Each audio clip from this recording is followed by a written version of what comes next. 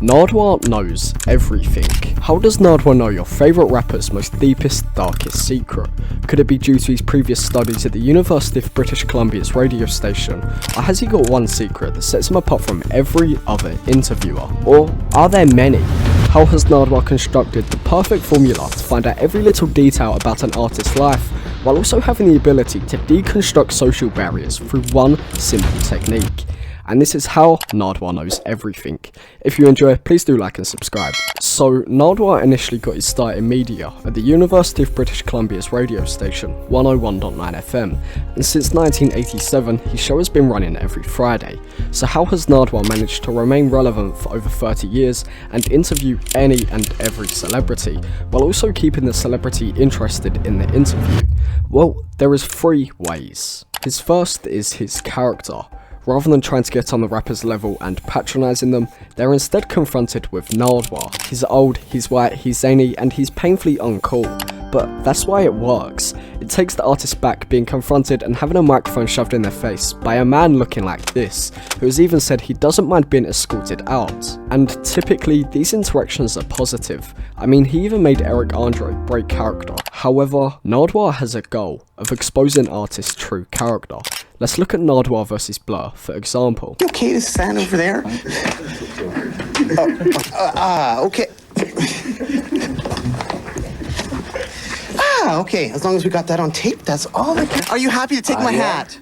Are you happy? Are you happy? Are you happy? Well, what about your other bandmate? Do you like taking all the attention? Are you? I am very happy. I'm not that happy until I get my hat back. You look happy. Now, Dave, you haven't talked about your other bandmate there. You're taking all... Not only can you see for yourself that Blur were a-holes, but it exposed their true characters. Even Nardwaur knew what he was doing and why. The point of his character is to expose how the artists truly are, and Nardwaur knew exactly how big he was going to be and how big of an impact he was going to have. It shows that he cares and he takes his job seriously, which is why he's gained so much respect.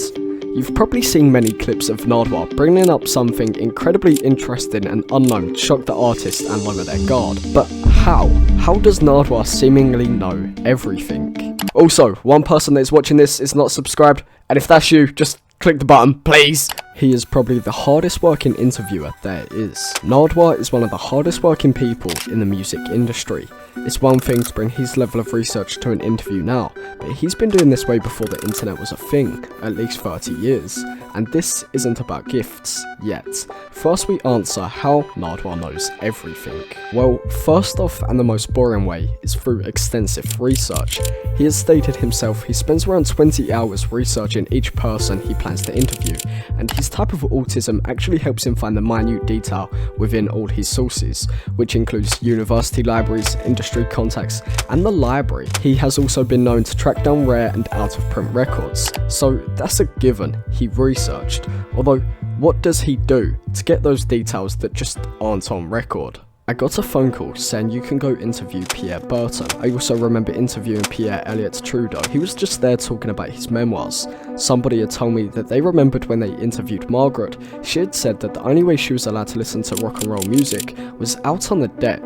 Pierre Trudeau made Margaret sit on the deck, wear her headphones and listen to rock and roll music. And this is what he heard, through word of mouth. Then, I was able to ask that little tidbit that I had learned from hearing another interviewer. So, basically, he hears a lot of water cooler talk, which you would after being in the industry for over 30 years, which in turn he can make jabs at in interviews, and depending on the artist's reaction, he can follow through with this bit of knowing something under the radar. And this is how Nardwaur can gift such incredible things. Really hard. Snoop Dogg. Oh, he loves comedy. Maybe he likes Red Fox, the comedian. Oh, and my friend Diane Holm has a Red Fox doll. Maybe I will bring, even though I'm totally nervous, that Red Fox doll to the interview and see if that will break the ice. So he tries to link something in any possible way to the artist to present to them in order to break the ice.